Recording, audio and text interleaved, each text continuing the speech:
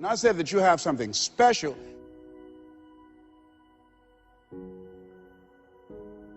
How many of you have some major goals you'd like to achieve? Raise your hands, please. Very good. I know you do. That's why you showed up. I like to ask people whether or not they have goals that they'd like to achieve, and hopefully they're goals that really are worthy of your efforts and your talents. I want you to shake someone's hand right now on your right and left, look them in the eyes and say, you have something special. I like to ask whether or not you have goals, but I want to ask you another question. How many of you know that if you had your life to live over again, you could do more than what you've done thus far? Raise your hands, please. Now, that proves a point, that what we do and what we accomplish in life is only a tip of the iceberg of what's possible for us. So I want you to think about some goals that you'd like to achieve, and I'd like for you to, let's say, break them up in 3 categories. Number 1, I want you to think about some personal goal you'd like to achieve. And I'd like for you to think about some career goal, some business goal that you'd like to achieve. And I want you to think about some social contribution, some impact you'd like to make with your life. It was Horace Mann who said, we should be ashamed to die until we've made some major contribution to humankind. I believe we live in the greatest country in the world that gives us an opportunity to leave our mark, to make a statement with our lives. And as you think about these goals, whatever those goals are, I want you to dramatically increase those goals. And I want to warn you, I don't want you to think about how you're going to do it. How is none of your business. The most important thing is just to increase those goals dramatically. I've found that most people fail in life, not because they aim too high and miss. Most people fail in life because they aim too low and hit. And many don't aim at all. So raise the bar on yourself and don't ask how you're going to do it. I'll never forget when I decided that I wanted to become a motivational speaker. I saw the late Dr. Norman Vincent Peale, and my heart said, I can do that. But my mind asked the question, how? And for over 14 years, I would go see Zig Ziglar and Dr. Norman Vincent Peale and Jim Rohn and different speakers, and I would be in the audience, and my heart would pounce and say, you can do that, Les. And then when I would leave, I would be going to the parking lot, and my mind said, how are you going to do it? And I spent so many years trying to figure out how. I wasted 14 years. How many of you ever procrastinated? Raise your hands, please. Yeah, see, so as you begin to think about your goals, the most important thing is, and write this down, commit yourself. See, once you commit yourself, the how will come, the way will come. Once you commit yourself, you will then figure it out. And if you're going in the wrong direction, all you have to do is turn around and go in the other direction. You will figure it out. You want to begin to just challenge yourself. You want to stretch yourself because you really don't know what you can't do. I'll never forget the first day that I met Mr. Washington. I was born in a poor section of Miami, Florida called Liberty City. I was born in an abandoned building on a floor with a twin brother. And when we were 6 weeks of age, we were adopted. And when I was in the 5th grade, I was identified as EMR, labeled educable, mentally retarded, put back from the 5th grade into the 4th grade. And I failed again when I was in the 8th grade. I don't have any college education, but because of my mother, and I feel like Abraham Lincoln, who said, all that I am and all that I ever hope to be, I owe to my mother. I saw a sign once that said that God took me from my biological mother's womb and placed me in the heart of my adopted mother. So my first major goal was to buy my mother a home, to take care of my mother. And I did that, took care of her until she passed at 88. But I'll never forget when I met Mr. Washington. I was in a class waiting on another student, and he came in and he said, young man, go to the board and work this problem out for us. I said, oh, sir, I can't do that. He said, why? I said, I'm not one of your students. He said, look at me. I said, yes, sir. Go to the board and work the problem out anyhow. I said, sir, I can't do what you're asking me to do. He said, why? Sir, because I'm educable, mentally retarded, sir. And as the students erupted in laughter, he came from behind his desk, he looked at me and he said, don't you ever say that again. Someone's opinion of you does not have to become your reality. And that was a turning point in my life. On one hand, I was humiliated. But on the other hand, I was liberated. Because he looked at me with the eyes of Goethe, who said, look at a man the way that he is. He only becomes worse. But look at him as if he were what he could be. Then he becomes what he should be. And so Mr. Washington, he challenged me. And I want to challenge you right now about raising your goals. And I want you to shake someone's hand on your right and left, look them in the eyes and say, stretch yourself. Yeah, see, I think that you really have to stretch yourself to discover your stuff. I think that we have to really begin to experiment with life. I said that you have something special. I didn't say that just to be kind and courteous. You do. See, I think that there are not many people that come to seminars or workshops or will watch a program of this nature. Why? I just think that most people are just satisfied to where they are. I'm reminded of a man one day. He was walking down the street and he passed his porch where some people were on the porch talking, and there was a dog moaning and groaning. And he was curious why the dog was moaning and groaning. And he went back and he said, excuse me, he asked the owner, why is the dog moaning and groaning? The guy said, because he's laying on a nail. He said, well, why won't he get off? He said, it's not hurting bad enough for him to get off. Just hurting bad enough to moan and groan. How many of you know people who should be here? Raise your hands, please. How many of you know people all they do is moan and groan? Moan and groan. I'm not making enough money. Moan and groan. I'm unhappy with my job. 87% of people go to jobs that they hate. And in addition to that, you know, as we know that we have the dubious distinction in this country that on Monday morning the heart attack rate increases over 35%. On Monday morning between 6 o'clock and 9, people going to jobs that they hate. The heart said, didn't I tell you I didn't want to go? And attack them. Some of you don't want to go to work next Monday. So the thing is this. So you want to find out what resonates with you. What is it you really want to do? You want to experiment with life and find out what fits for you. You have something special. You have greatness within you. You have the ability to do more than you can ever begin to imagine. See, I believe that anybody through observation and practice can perform at the level of excellence. But when you're pursuing your greatness, and this is worth writing down, you don't know what your limits are, and you act like you don't have any. So I say to you, you have something special. You have greatness within you. And I want to make 4 things clear. Number 1, everything that I'm going to say, you already know it. If what I share, the message that I'm going to express right now and share with you, if it wasn't a part of who you are already, you wouldn't be in the audience. That's number 1. That's very important. It's already in you. I'm going to only confirm and validate that which is a part of you anyhow. The second thing is, everything I'm going to say to you, you've heard it before. From people with college degrees and credentials, I can't hold a candle to. It's common sense, but not common practice. Third thing is, I don't want you to agree with me, and I don't want you to believe me. I just want you to be open to some things right now. I want you to think beyond that which is commonly allowed. And I'm going to tell you what I'm up to. I want you to think about your goals, and I want to tell you what I'm going to do right now. My whole goal is to get past your mind.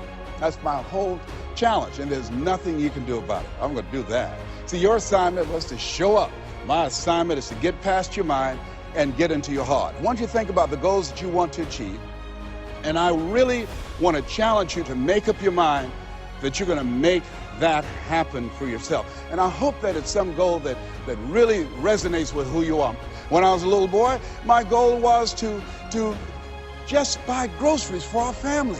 My mother worked on Miami Beach. She was a domestic worker. And my goal was to really be able to go to the grocery store and purchase groceries ourselves. The families knew that my mother had adopted 7 children. And so they said, Mamie, whatever food is left over after we eat, you can take that home to the children. They were very kind, very, very considerate people. My mother, who when she worked on Miami Beach, the people were very kind. I was appreciative of their generosity. But as a little boy, I said, Mama, one day, when I become a big boy, I'm going to be able to buy groceries for us. My goal as a little boy was to buy clothes for my brothers and sisters. We wore the hand-me-down clothes of the children that Mama babysat for when she went over in Miami Beach. And if the clothes were too small, she would let them out. And if they were too large, Mama could sew and take them up. And I'll never forget David Sidursky. His father was very wealthy. Mama worked for him, but David was my buddy.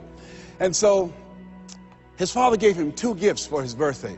gave him a brand new boat, but he also gave him some motivational tapes. Earl Nightingale, I'll never forget. So he said, David, man, let me tell you something. When I die, you're going to get everything. I want you to listen to these tapes. And when his father left the room, David threw those tapes in the wastebasket. I said, David, could I have those tapes? He said, yes. I said, man, your father said, if you listen to these, you can get more and do more than what he's done. He said, hey, look, I'm going to get everything anyhow. Go ahead, take them. I told my children, I'm not leaving them anything. You know, if I had a quarter and thought I was going to die, I'll swallow it.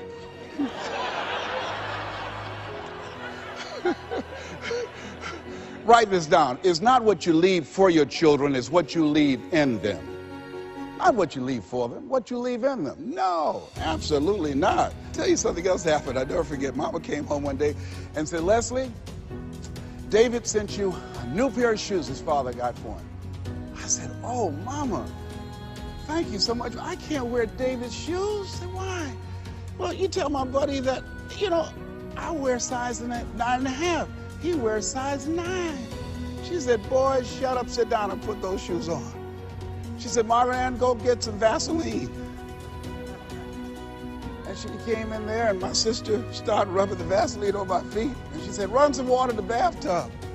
And she's now go in there and put your feet in those shoes and don't mash the heel down. I said, Mama, shut up, boy, don't mash the heel down. And then she had me to get in the bathtub. I said, Mama, these shoes hurt. She said, get in there and walk around in the water. And I'm walking around the bathtub. Then she tried to distract me. I knew what she was doing. How'd you do at school today? I did good. Did you get in any fights? No, ma'am. You know you fought somebody. Well, I only hit 3 people today. and then after a while, she said, how you doing? I said, well, they hurt. Do they hurt as bad as they were before? No, ma'am, they feel a little bit better. Keep on walking, keep on walking. And then after a while, when the leather soaked up the water, the leather began to stretch to a perfect 9.5. You think Fortune 500 companies started talking about doing more with less? My mother's been doing that for a long time. It's amazing what you can do. But who would have thought, anybody looking in on this kid and these 7 children, who would have thought? And I look at you and I say, you have greatness within you. You have the ability to do more than you can ever begin to imagine. No one could have convinced me that I would be doing what I'm doing right now. You know, the easiest thing I do every year is go into a sales organization and dramatically increase their sales, or go into a prison and enable prisoners to see themselves differently and teach them the methods and techniques of how to plug into the system, or motivate young people to begin to see how they can have a vision of themselves in the future and fit. That's the easiest thing I do, or train a speaker to help them to leverage their experience as a speaker and say, look, speaking is a projection of who you are, not who you think you ought to be, and come with power from a platform. That's the easiest thing I've ever done. Let me share with you the most difficult thing I've ever done. The most difficult thing I've ever done was to believe that I can do what I'm now doing. No one could have convinced me, just given my circumstances. I earn millions of dollars every year. No one could have convinced me. If both my parents came up here right now, I would not know either one. No one could have convinced me, being labeled educable, mentally retarded, born in an abandoned building on the floor in Liberty City, poor section of Miami, Florida, failing twice in school, no college training, never worked for a major corporation. I did not know I can do what I'm doing right now. I'll never forget Mike Williams, my mentor. I think a lot of people fail in life because of the fact that they need some mentoring, they need some coaching. Repeat out to me, please. You need some coaching. Yeah, see, you can't see the picture when you're in the frame. I remember Mike saying, Les, you can do this. Mike, how, man? Wait a minute, Mike. How much am I going to be able to charge, Mike? Les, you could start out at $1,000 an hour. Mike, I don't make that working for 2 weeks. Come on, Mike. Mike, man, I appreciate your belief in me, Mike. Look, Mike, I work for the Miami Sanitation Department, man. I've been a garbage collector. I've done door-to-door sales. That was great, and I'm here as a disc jockey. That's good, Mike, but Mike, I don't think I can do that, Les. You can. But Mike, I don't have any credentials. I've never written any book, anything, man. I'm not rich. How can I teach somebody to do something I've never done? But Les, why don't you just test yourself? Why don't you stretch, Les? Come on, man. Mike, I don't know. And here's something I realized. Write this down. Sometimes you have to believe in somebody's belief in you until your belief kicks in. I respect Mike Williams. Here, this young man, he saw something in me that I didn't see it, and strong analytical mind, and I looked at him. I always respected his thinking, and he looked at me and he made me feel special, and I said,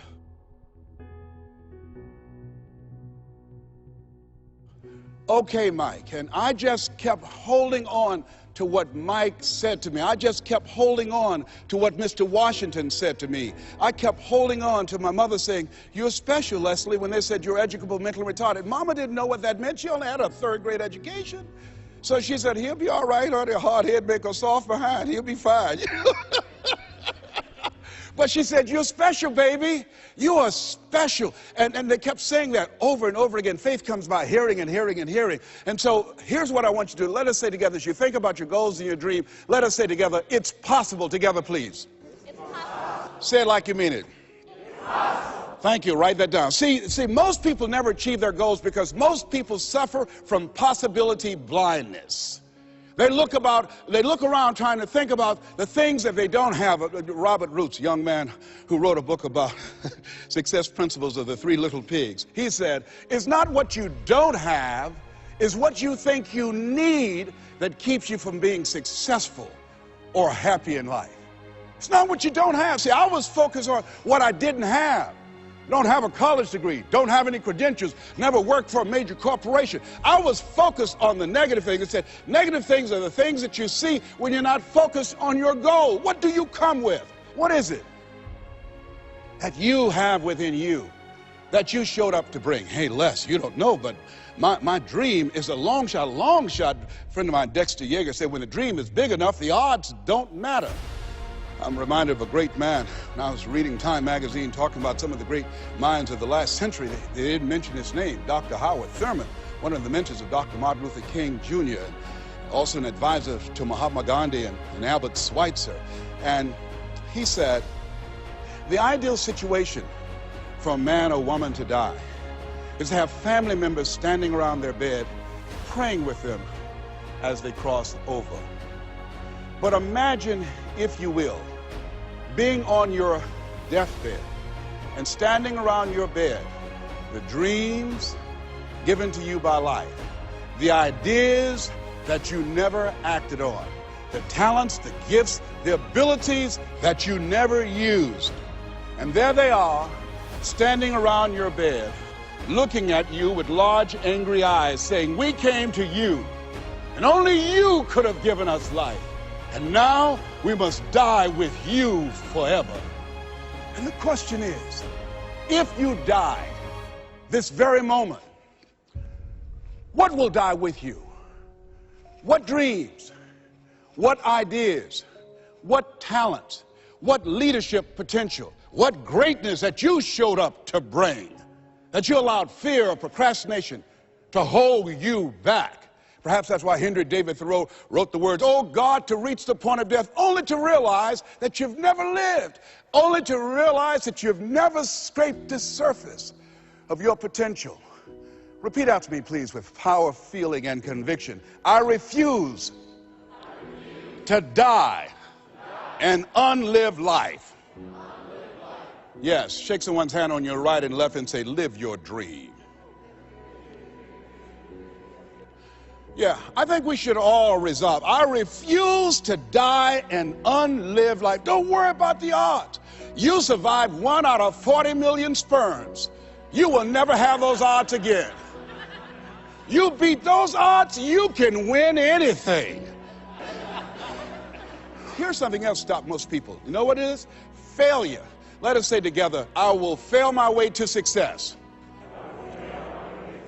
Yes, write that down. I will fail my way to success. See, 8 out of 10 millionaires have been financially bankrupt. 85% of people allow their fear of failure to outweigh their desire to succeed. And I believe that the reason that most people go so far in life, and stop, Maya Angelou said it best. She wrote a poem. She said that most people go so far in life and then they park. They pull off the highway of life, especially when they get some hits, especially when they've been rejected, especially if they have an illness, especially if they lose something. They park. And I take it further. They don't even turn on their emergency lights. It's not because that they are broken down. They don't want anybody to stop and say, hey, look here, I've got some jumping cables in my trunk. You need a jump? Hey, look here, there's a service station ahead about 3 or 4 miles. I have a can. I can take you up there and get some gasoline. Oh, no, I'm just fine. I had a talk show once, and highest rated, fastest canceled talk show in the history of television. Well, at least I had one. And I was excited. You know, when the time I came into television years ago, television was based upon conflict and controversy. So I said, I want a solution-oriented talk show. First concept of that kind. High ratings. And the syndicators said, you just got lucky. Come on, let's do these other type of shows. You can be a Jerry Springer. Oh, no, that's not why I came here. No, I believe that we live in the greatest country in the world where we should hold ourselves to certain standards. I'm not going to come here and sell out on who I am. I'm not going to compromise. I'm not going to lower my standards for you. No, that's not why I showed up. And so they fired me. Security walked him out. I said, I can walk by myself. But let me tell you what happened. I took a hit and I parked. It wasn't that I didn't have the ability to do more. My concept was good. But what happened when I took the hit, when they canceled the show, I canceled myself. When they said the show is going to be taken off television, it won't work, I told myself, Les, you can't succeed in television. And I parked. You know what I did? I went back to my comfort zone. As a motivational speaker, at least I'm doing better than most people. That's nothing to compare yourself to worse that other people are doing and then make yourself feel better. No, I parked. I didn't have my emergency lights on. I didn't want to show up on the radar. I parked. You know how long I parked? I parked for 10 years. Do you hear me? Now, unlike Regis Philbin, when his shows were canceled, he kept going, he kept going, he kept going, and he got other shows. I bet you somebody gave him a push. Somebody said, hey, you need a lift? I didn't even make that an option for me. I got off the highway, I went back to my comfort zone, and I parked. The show failed, and I identified myself as a failure. And guess something happened. One day, just flipping the channels, looking at PBS, and saw Wayne Dyer, my friend Wayne Dyer. And boy, I said, wait, we're both in our 60s. Wayne is still doing it. Wow, the little hair he has, it's gray, he's still there. I said, hey, I've got some more stuff in me. I've got another PBS special in me. I've got some other ideas. You know, Oprah and Phil, they're doing my stuff. Maybe I need to come back out here. And I went back and started calling PBS and different people. They said, Les, what happened to you? I said, well, I didn't know whether or not anybody would be interested in me because the show was canceled. No, you had some good ideas. And when they said, yeah, we would love to do a show with you, I said, you would? They said, yes. And when I went into the studio, and people that worked with 10 years ago, they were still there. And I said, you guys, you know, do you guys still have it? They said, we have it. Do you have it? I said, I think so. And I did the show, and I wasn't as good as I was 10 years ago because I was off the highway. I'd gotten off the highway of life. I'd been parked for so long, it's taking me some time to get my strength back, to find my power, to get my confidence back. But at least I'm back out there in the game, determined to dry empty.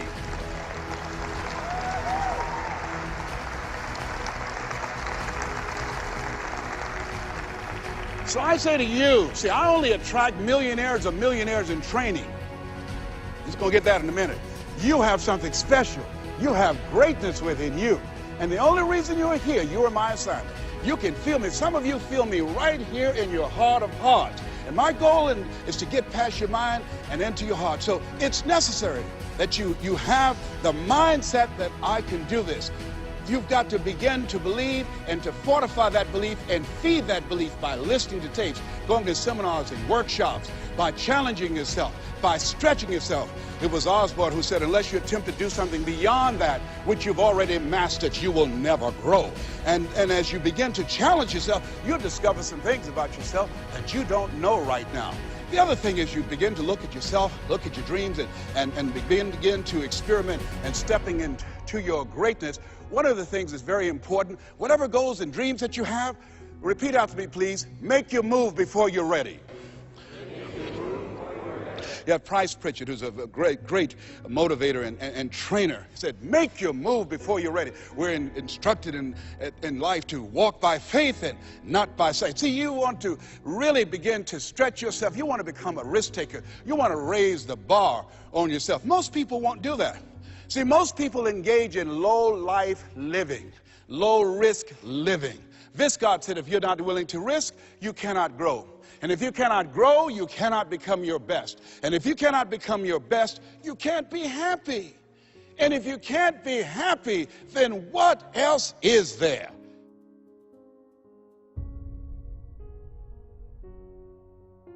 I like what Helen Keller said. Life is short and unpredictable. Eat the dessert first. And so you want to begin to take some chances. You want to begin to challenge yourself and make it okay to fail and learn from your failures. Don't allow fear of failure and the allure, the attractiveness of playing it safe in life to draw you in.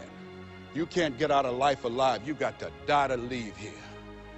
Other thing is you look at yourself, look at your dreams, detoxify your life. Write that down.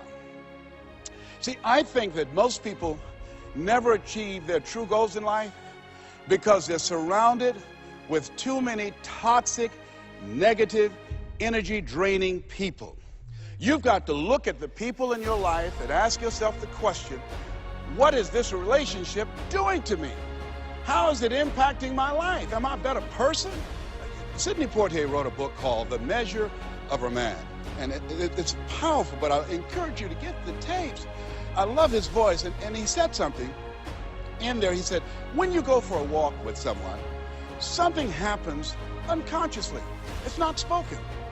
Either you adjust to their pace, or they adjust to your pace. Whose pace have you adjusted to?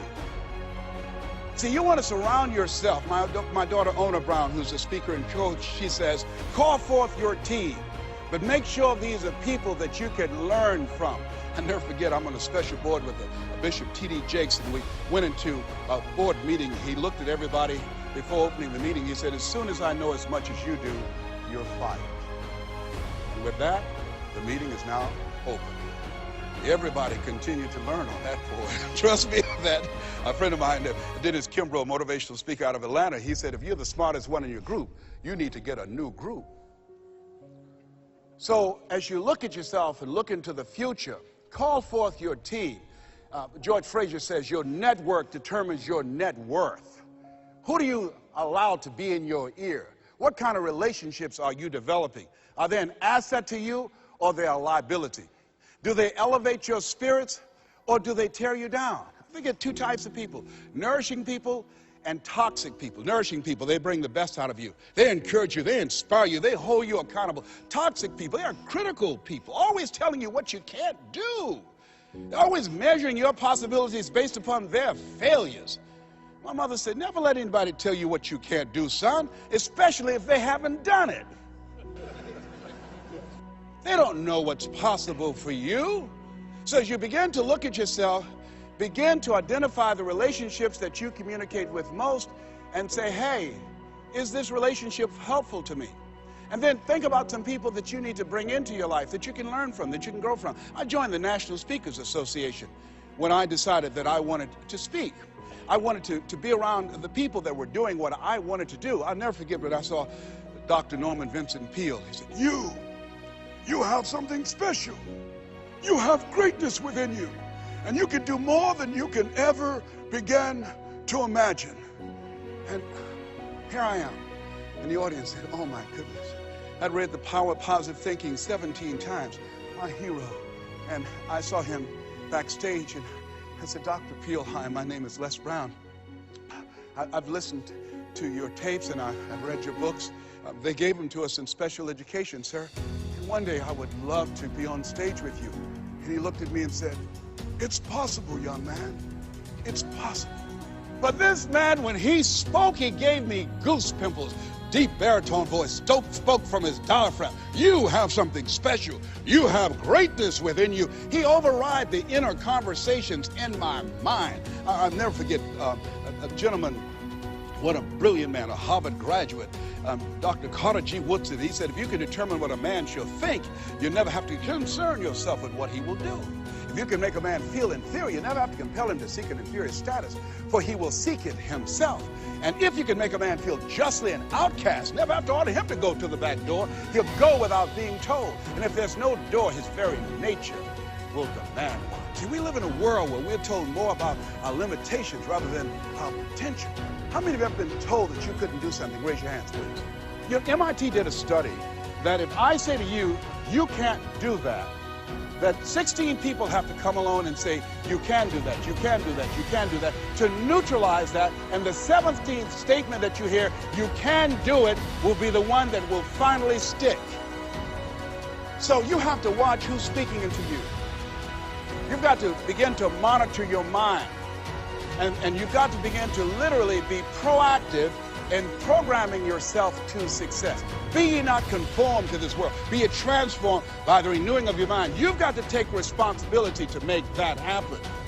And as you begin to do that, you'll begin to see some incredible changes in your life. I understand now when Earl Nightingale said, all of us are self-made, but only the successful will admit it. As you begin to look at your dreams and look at your goals, write this down. Make know you're a vitamin.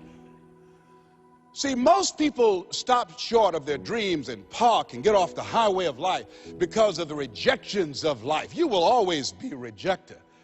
It's no big deal. Jack Canfield said rejection is a myth. It's not like when somebody says no and then they slap you. No, it's just, you know, to me, make know you're a vitamin. Get excited about the no. Why? Because every time someone says no, that brings you another step to a yes. You're getting closer. Trust me, you will win if you don't quit. You will win if you don't quit. Even a broke clock is right twice a day. The other thing is, as you look at yourself and look at your goals and look at your dreams, assess yourself. What are your strengths? What are your weaknesses? What do you bring to the table? When I looked at becoming a motivational speaker, I looked at all the speakers and I noticed that they were pretty much scripted. So I said, what is it that can make me stand out? I don't have any college education. I don't have any credentials. I never worked for a major corporation. What is it I can do to offset my weaknesses? And then something said, well, Les, and this is very important, Mr. Washington, Mr. Brown, yes, sir, what do you want to do with your life? I want to become successful. Good. He said, you must be willing to do the things today others won't do in order to have the things tomorrow others won't have. That's why you said you have something special. See, very few people go to seminars and workshops. They'll go to a concert, but showing up to get something that can expand their minds and help them to begin to see their lives differently, to give them a larger vision of themselves, they'll be too busy. Or they say, well, how much does it cost? Well, information costs, but it pays for itself. Here's the other thing is, ladies and gentlemen, let's say it's me. Yeah, see, it's possible you can live your dream. It's necessary that you have the mindset that I'm going to do this. But you've got to take ownership. You've got to decide, hey, I'm going to do this. You've got to take responsibility for your life. George Bernard Shaw said the people that make it in this life, they look around for the circumstances that they want, and if they can't find them, they create them. You've got to decide, it's me. You've got to say, and say this with conviction, I expect to win. Yes, I think it's important that we say that. You know, if you ask most people, do you want to become successful? They will say yes. Took my oldest son for a walk, my namesake. You know, we always expect our children to do far more than what we do. I said, Calvin, he wants his own identity. He's Leslie Calvin Brown, Jr. I stopped him, looked him in the eyes and said, do you want to be successful, son? He said, yes, sir, Dad. Very good. Let's walk, son. Walk further. Stopped him again. I said, Calvin, look me in the eyes, son. Yes, sir, Dad. Do you expect to be successful, son? And he stood there and he looked at me and his eyes got glassy. And he said, let's walk. And the reason that he said, let's walk, because my son is very bright. Of all my children, he's perhaps the smartest one. But Calvin now, over 30, Calvin now, a single parent of 2 daughters, good father. Calvin now at this stage of his life, he's behind on his dreams. A lot of talent, a lot of abilities. Very conservative. One of those people, great mind, but he just hasn't developed that, things that we want our kids to have, that I want it. Calvin, you got to kick it up a notch, son. You never thought you'd be in your 30s. You got to kick it up a notch. You got to increase your energy in order to live your dreams. You can't be casual about your dreams. Bill Bailey said, if you're casual about your dream, you'll end up a casualty.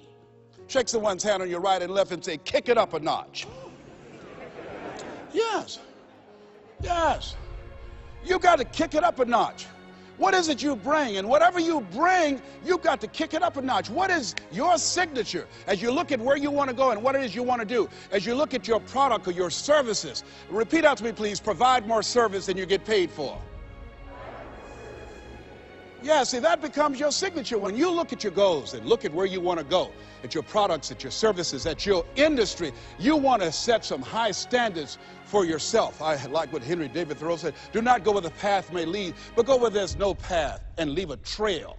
How is it that your industry will be done differently 5 years from now, 10 years from now? What is your reputation in your industry? When you come into a room and you leave, what's the scuttlebutt about you? Do people say, hey, that's a go-to person. That's a person, if you ask them to do that job, you're talking about the job being done. It will be done extremely well. Are you known for that person that stand out with what you do, that stand out with your quality of service, with your standards, always looking for ways to better your best? Are you one of those people that believe, well, if it ain't broke, don't fix it? Japanese believe it ain't perfect, keep working on it. Are you willing to keep working on it? Are you willing to realize that you have not done your best stuff yet, that you can better your best? You've got to take responsibility for that.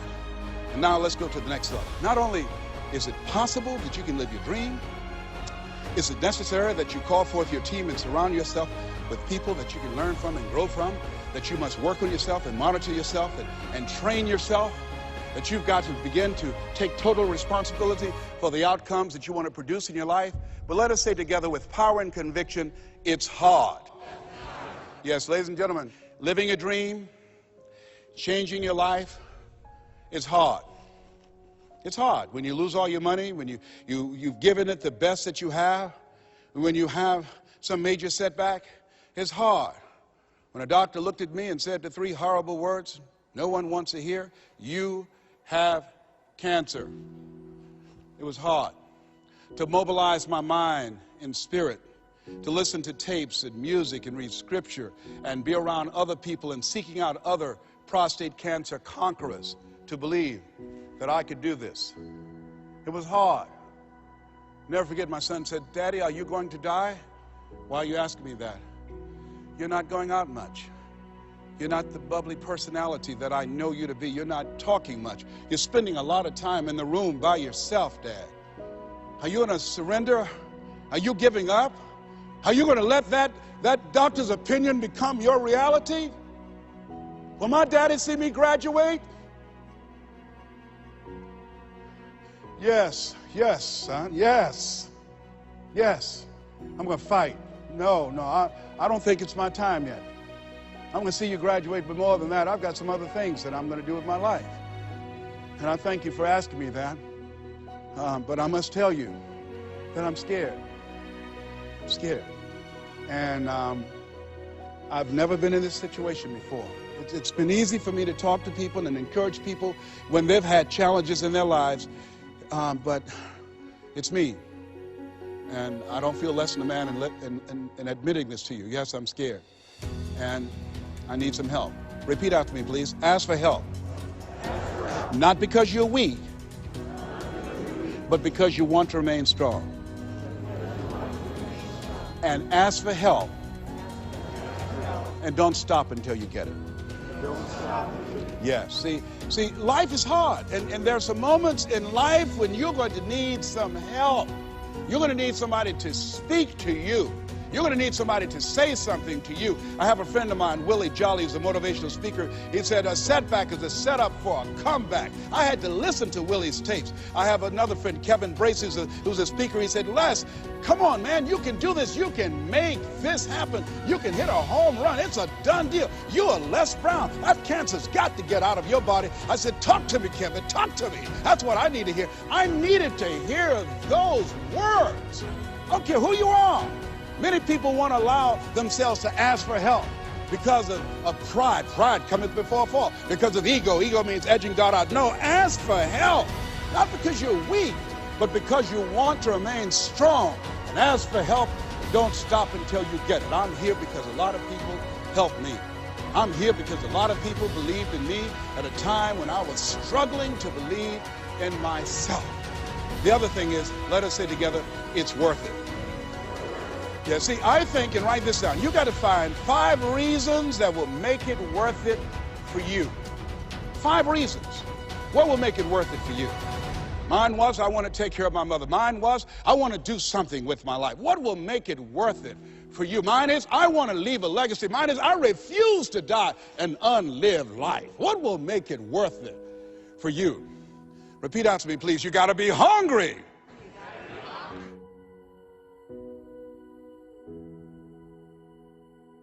Mr. Washington said, Mr. Brown, what do you want to do with your life? I said, sir, I want to become a disc jockey. Is that right? Yes, sir. Good. Mr. Brown, you got to be hungry. He said, I want you to listen to Paul Harvey. He's the world's greatest communicator. Always find a coach or mentor, someone that's doing what it is you want to do. Watch them. Listen to how he does the rest of the story. Listen to his voice, Mr. Brown. Develop your mind and develop your communication skills, because once you open your mouth, young man, you tell the world who you are. And don't forget, Mr. Brown, you got to be hungry. Take the time to develop yourself. So I started training and working on myself. And then pretty soon I came to him. I said, sir, I've been working on myself. I've done the things that you told me to do. I listen to Earl Nightingale all the time and Zig, and I've been reading Dr. Norman Vincent Peale's book, and I'm ready. I practice every day 2 and 3 hours, sir. Is that right? Yes, sir. Very good, Mr. Brown. You got to be hungry. I said, why do you continue to say that? Sir, people that are hungry are unstoppable, Mr. Brown. People that are hungry, no excuse is acceptable. Go out and face the music, young man. And don't forget, stay hungry and make Know Your Vitamin. I went to apply for a job on Miami Beach. Milton Butterball Smith was the program director. Hello, Mr. Butterball. How are you, sir? My name is Les Brown, sir. I like to be a disc jockey. He said, young man, you have any journalism in your background? No, sir, I don't. You have any experience in broadcasting? No, sir, I don't. He said, I'm sorry, we don't have any job for you. I went back and I told Mr. Washington. I was devastated. I said, Mr. Washington. They said, no, they wouldn't even allow me to audition for them, sir. Mr. Brown, don't take it personally. I told you, Know Your Vitamin. Most people are so negative, they have to say no 7 times before they say yes. Be unstoppable, Mr. Brown. You got to be hungry. Go back again. Yes, sir. Hello, Mr. Butterball. How are you, sir? My name is Les Brown, sir. I like to be a disc jockey. Young man, weren't you here yesterday? Yes, sir, I was. Didn't I tell you no yesterday? Yes, sir, you did. Then why are you back today? Well, sir, I didn't know whether or not somebody was laid off or somebody was fired, sir. Nobody was laid off or fired. Now get on out of here. I came back the next day. Hello, Mr. Butterball. How are you, sir? My name is Les Brown, sir. I like to be a disc jockey. I know what your name is. Weren't you here the last 2 days? Yes, sir, I was. Didn't I tell you no the last 2 days? Yes, sir, you did. Then why are you back today? Well, sir, I didn't know whether or not someone got sick or someone died, sir. No one got sick or died. No one was laid off or fired. Now, don't you come back here again. I came back the next day talking loud, looking happy like I see you for the first time. Hello, Mr. Butterball. How are you? He looked at me with rage. He said, go get me some coffee. I said, yes, sir. So I became the errand boy for the disc jockeys. I'd go get their lunch and their dinner, and I'd stand in the control room, memorizing their hand movements on the control board and all the instruments, learning everything that I could because I expected to be behind that microphone. Then one day, it was a Saturday afternoon, and a disc jockey by the name of Rockin' Roger was drinking while he was on the air. Rockin' Roger got so drunk, he started slurring his words. He was about to fall off the chair. He obviously could not complete his program. And there I was, looking at him through the control room window. A Saturday afternoon, I was the only one there. young, ready, and hungry. Walking back and forth saying, drink, rock, drink. Drink, rock. I'd have gone and get him some more if he'd asked me to. Then pretty soon the phone rang. It was the general manager, and I answered the phone. I said, hello? He said, young boy, this is Mr. Klein. I said, I know. He said, Rock can't finish his program. I said, I know. He said, would you call one of the other DJs in? I said, yes, sir. I hung the phone up. I said, you must think I'm crazy. I called my mom and my girlfriend, Cassandra, and said, y'all come out on the front porch and turn up the radio. I'm about to come on air. I waited for about 20 minutes, and I called him back. I said, Mr. Klein, I can't find nobody. He said, young boy, you know how to work the controls? I said, yes, sir. He said, go in there and segue the records, but don't say nothing here. I said, yes, sir. I couldn't wait to get old Rock out of the way. I put on a fast record. I said, look out, this is me, LB, Triple P, Les Brown, your platter playing Papa. There were none before me and there will be none after me. Therefore, that makes me the one and only. Young and single and love to mingle, certified, bona fide, doubly qualified to bring you satisfaction and a whole lot of action. Look out, baby, I'm your love man. I was hungry. People that want to step into their greatness are hungry. Shake someone's hand on your right and left and say, you gotta be hungry. What is your legacy? What will your statement be? Resolve every day, read it every day. I refuse to die an unlived life. I like to leave this with you that Mama used to love to hear me say. She'd say, boy, say that thing for me, and I dedicate this to you, to the greatness that's within you, because it's there. And it says simply this: if you want a thing bad enough to go out and fight for it, to work day and night for it, to give up your time, your peace, and sleep for it, if all that you dream and scheme is about it, and life seems useless and worthless without it, and if you gladly sweat for it and fret for it and plan for it, and lose all your terror of the opposition for it, and if you simply go after that thing that you want with all of your capacity, strength and sagacity, faith, hope, and confidence, and stern pertinacity, if neither cold poverty, famine, shall sickness or pain of body and brain can keep you away from the thing that you want, if dogged and grim you besiege and beset it, with the help of God, you'll get it. This has been Mrs. Mamie Brown's Baby Boy. God bless you and God bless America. You have greatness in you.